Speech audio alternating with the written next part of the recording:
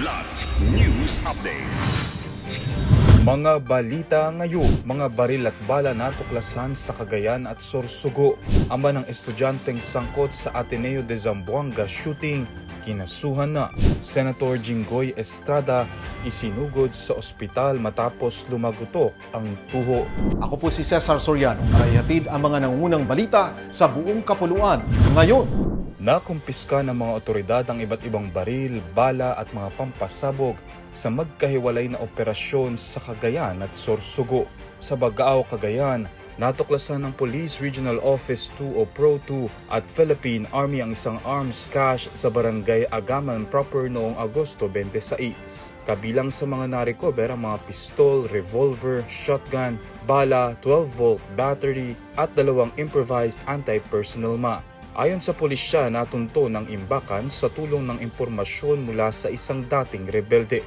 Samantala sa Barangay Bical, Bulan, Sorsogon, nakarecover ang 22nd Infantry Battalion ng isang improvised explosive device o IED, isang sirang carbine rifle at 255 rounds ng 7.62mm ammunition matapos makatanggap ng impormasyon mula sa isang concerned citizen. Patuloy namang pinaigting ng mga otoridad ang operasyon laban sa mga nakatagong armas upang mapanatili ang kapayapaan at seguridad sa mga komunidad.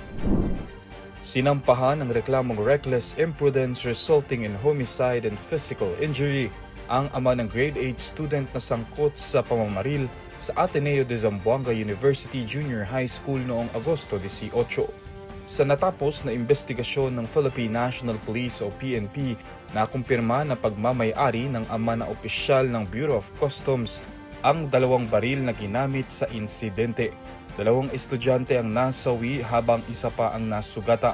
Kinasuhan din ng isang security personnel ng paaralan dahil sa umano'y kakulangan sa entry at exit screening.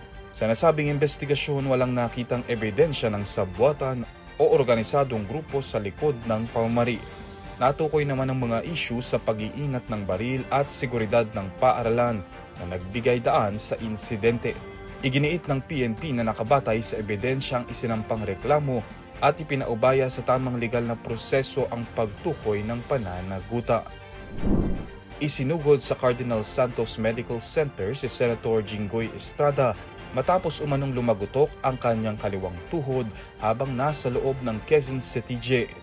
Ayon sa kanyang orthopedic doctor na si Dr. Jose Fernando Siquia, nagkaroon umano ng punit sa kaliwang tuhod ang senador na maaaring mangailangan ng operasyon. Binigyan muna siya ng pain medication matapos sumailalim sa pagsusuri at x-ray. Nilinaw naman ng BJMP na hindi nadulas sa banyo sa Estrada. Ayon sa ahensya, naglalakad umano ang senador nang makarinig ng tunog na tila snap mula sa kanyang tuhod na nagdulot ng matinding pananakit. Matapos ang pagsusuri, nakalabas na si Estrada sa ospital at ibinalik sa kulungan. Nananatiling nakapiit ang senador kaugnay ng mga kasong plunder at graft na may kaugnayan sa umano'y kickback sa flood control projects. Para sa Kidlat News Channel, ako si Renzo Lenon, nag-uulat. Ako po si Cesar Soriano, kasama nyo sa bawat pagputo ng balita.